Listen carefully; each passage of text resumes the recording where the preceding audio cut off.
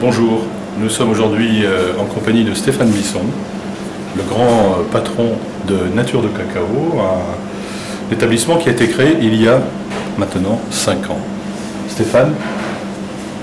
Bonjour, donc je m'appelle Stéphane Bisson, voilà, je suis patron de Nature de Cacao.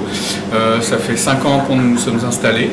Donc avant j'étais formateur au centre de la Chambre des métiers, c'est-à-dire l'IREAM, et j'ai fait 15 années de formation. J'ai eu les boulangers, les pâtissiers, on a créé une section chocolaterie et je m'occupais aussi du niveau 4, c'est-à-dire les brevets de maîtrise.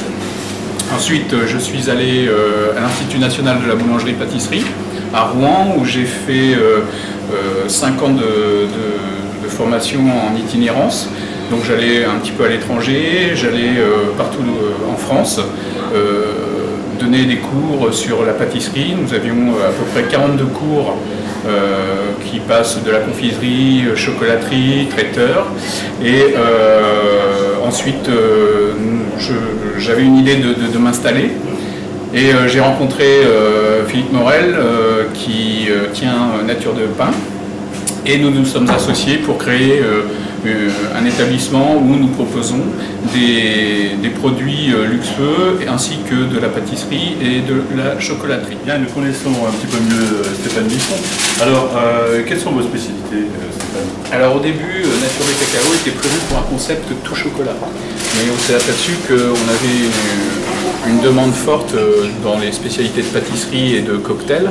Donc nous avons élargi notre gamme et nous proposons aujourd'hui beaucoup de spécialités en chocolaterie, telles que des bouchées ou des petits chocolats, et de la pâtisserie. Donc vous avez un petit peu le panel de pâtisserie. Nous avons un rayon traiteur, où nous proposons des sandwichs, des formules, et on organise aussi des cocktails pour les soirées sur Amiens. Bien, alors nous allons passer maintenant de l'autre côté. Bien sûr. C'est-à-dire que pour réaliser toutes ces belles choses, il faut un formule, un laboratoire. Oui, tout à fait, un laboratoire. Alors, allons voir comment tout cela est fabriqué. Là, on est dans le sanctuaire de la pâtisserie. Alors, nous assistons à la cuisson d'une spécialité picarde, Stéphane? Oui, c'est ça. Donc là, nous sommes dans le laboratoire de fabrication. Donc là, on est en train de cuire le gâteau picard, le battu. C'est la spécialité de la région. Donc vous voyez, il est en pleine cuisson, il ne va pas tarder à sortir du four. Il y a donc des spécialités picardes, et puis aussi votre grand dada, c'est la formation des jeunes, puisque vous avez été vous-même formateur pendant un certain nombre d'années à l'IREAM. Et maintenant, depuis que vous êtes installé, vous avez formé combien d'apprentis? Alors depuis qu'on est installé, ça fait 5 ans, il y a 4 apprentis qui se sont succédés avec une réussite au CAP. On a une jeune fille qui est en brevet de maîtrise, Gaëlle Bruxelles, et en ce moment j'ai un jeune Cyril Alla qui va préparer le concours du meilleur apprenti de France qui va rentrer cet après-midi en entraînement. Voilà, merci. J'aperçois là-bas dans le fond du laboratoire une ancienne apprentie. Tout à fait. Qui est d'ailleurs elle est en BTM. En formation, en BTM. BTM. En BTM. On va peut-être lui demander de nous dire quelques mots. Nous avons aujourd'hui un exemple concret de l'investissement dans la formation de Stéphane. Gaëlle est avec nous, elle travaille aujourd'hui. Alors Gaëlle, quel est votre parcours en matière de formation? Donc j'ai fait un CAP de pâtisserie en 2 ans, une mention en pâtisserie en 1 an, un CAP de chocolaterie en 1 an, et là je suis en 2e année de BTM pâtisserie. Bravo. Que trouver de meilleur exemple que celui-ci? Merci Gaëlle, merci. Merci. Aujourd'hui, nous avons de la chance puisque nous avons un deuxième apprenti, Cyril, qui est avec nous. Cyril, tu es en quelle année d'apprentissage? Je suis en mention complémentaire, c'est ma 3e année. 3e année d'apprentissage. Et puis je crois que Cyril prépare quelque chose, prépare un concours. Oui, concours du meilleur apprenti de France, le MAF. Oh, bah, c'est formidable.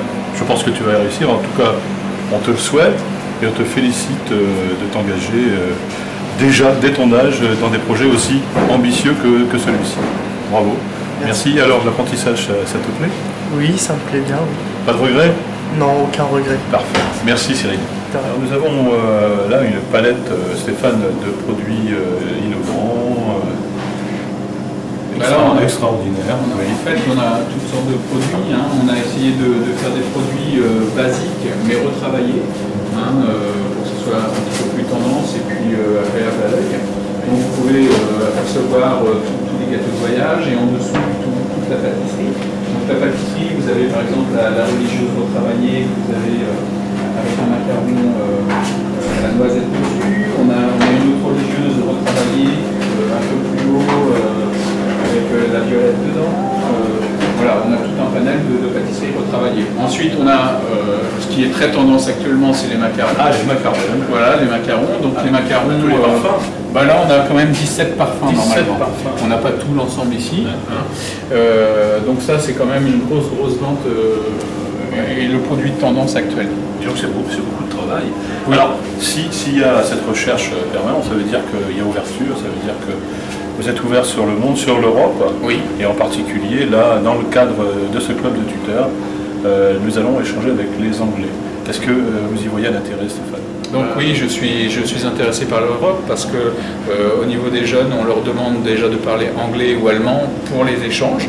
D'accord, parce qu'on s'aperçoit qu'on a beaucoup de jeunes étrangers, beaucoup d'anglais, beaucoup d'allemands, beaucoup de japonais également, qui viennent et qui sont intéressés par la pâtisserie française. Donc bien, on est obligé de s'échanger au niveau technique, au niveau produit. Au niveau des pratiques? Voilà, exactement. Et c'est intéressant parce que au niveau culturel, c'est très intéressant par rapport à la langue, par rapport à la culture du pays.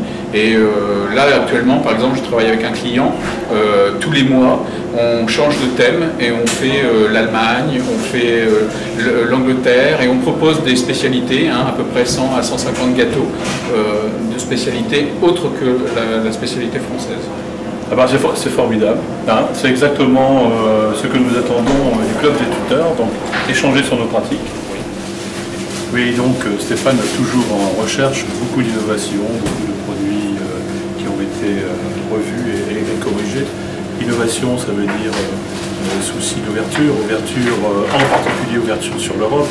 Et Stéphane a participé, lorsqu'il était enseignant à l'IREM, à de nombreux programmes européens. Oui, de par ma formation, j'ai déjà participé en tant que jeune à des échanges franco-allemands ou franco-anglais. Ensuite, en tant que formateur, on a par exemple participé à Interschuler avec Bernard justement et monsieur Manfred. Et là, on a eu vraiment beaucoup d'échanges entre les deux instituts. Et puis ensuite, lorsque j'étais formateur à l'UNDP, là, on avait des échanges entre professionnels et jeunes avec l'Italie et avec l'Allemagne également. Et cela s'inscrit parfaitement dans le club des tuteurs.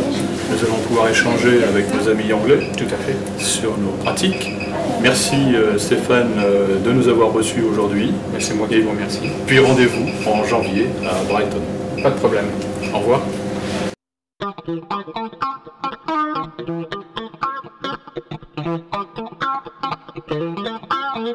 Thank you.